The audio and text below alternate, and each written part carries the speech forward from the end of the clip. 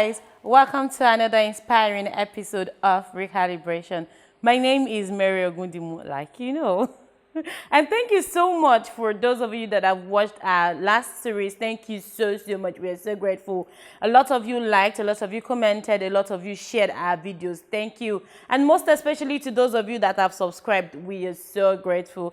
And just in case you're just watching this video and you're yet to subscribe, please click the subscribe button right there on your screen so that you do not get to miss any of our episodes. All right. What do we do here on Recalibration? We are here to help you navigate through life, to help you move away from bad, negative things that have happened to you in the past. Those things that made you feel like, how did I even get here? We are here to help you transit from that path to the best path that you deserve to be on. We are here to take you through life, to show you those things you need to do, and to help you be the better version of yourself. We want to help you break free from bad habits, to take on new ones, and to expose to you the secrets you need to live the best life that you deserve. Hey, don't go nowhere. I will be right back with your mind doctor.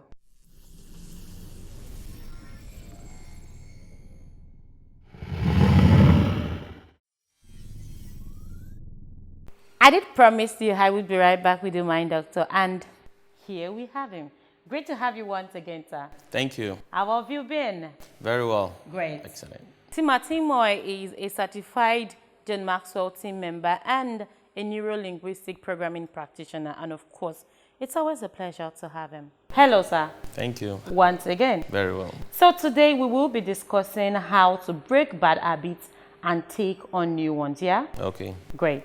Now, I know that what gets you started is motivation, and what keeps you going are habits, basically. And over time, a lot of people have said, you know what, habits are those things you do consistently for 21 days. Habits are those things you do consistently for 64 days, as the case may be. I know that as the mind doctor, you would have a great definition for habits. So to you, what are habits? Well, not a great definition, as it were, but something as simple that everyone can understand. Oh, great.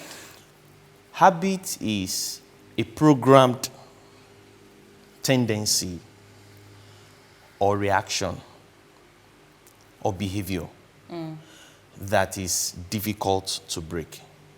Oh, great. So what I mean by that is, it's what you do unconsciously. As soon as you get conscious of it, and it's not a good one, you can easily break it.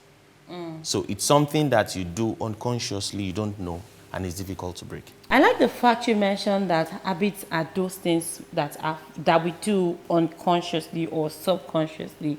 So does that mean that most of the things that form our habits today, we are not aware of when we started doing them?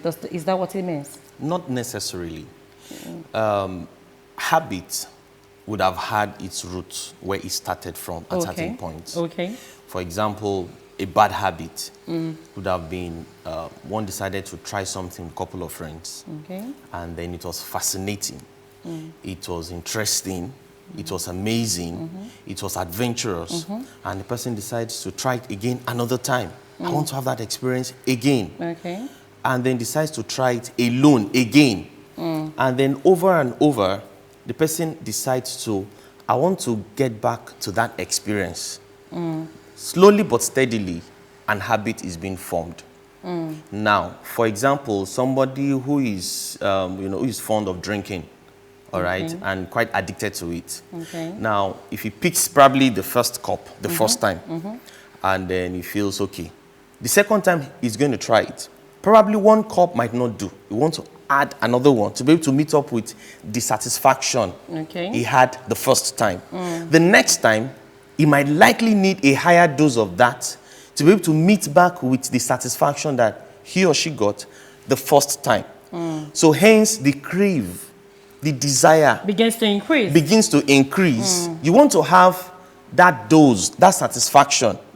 It continues slowly but steadily. The person gets on a slopey trend. Great. Okay, so let's get down to it now.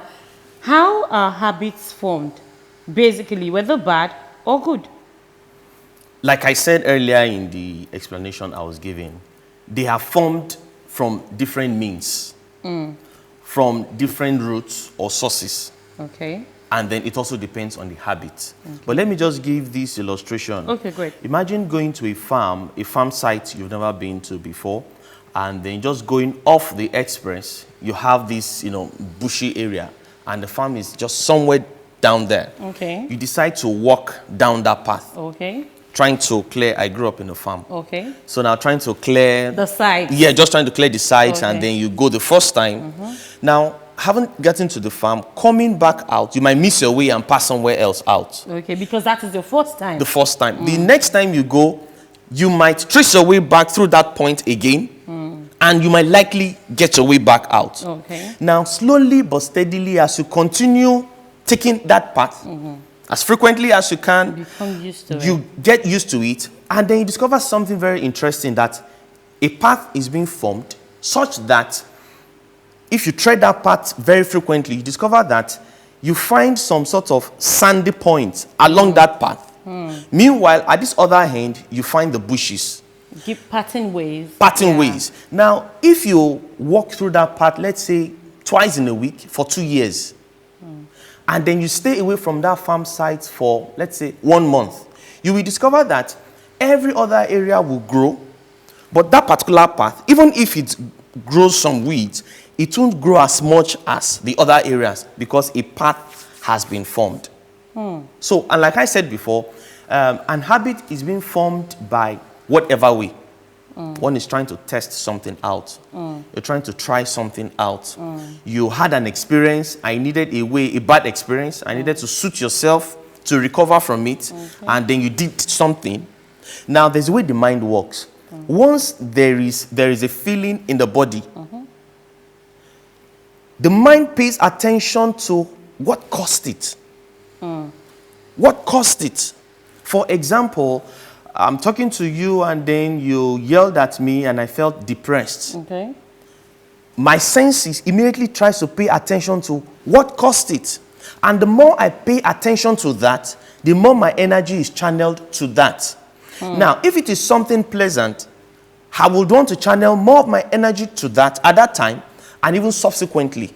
Such that if I want that same feeling, there's a tendency I want to go back to that thing that gave me that feeling. Pleasure. Or that pleasure. Hence, it's been built over and over and over until the person realizes, I think I don't want to do this again. But it seemed difficult to do.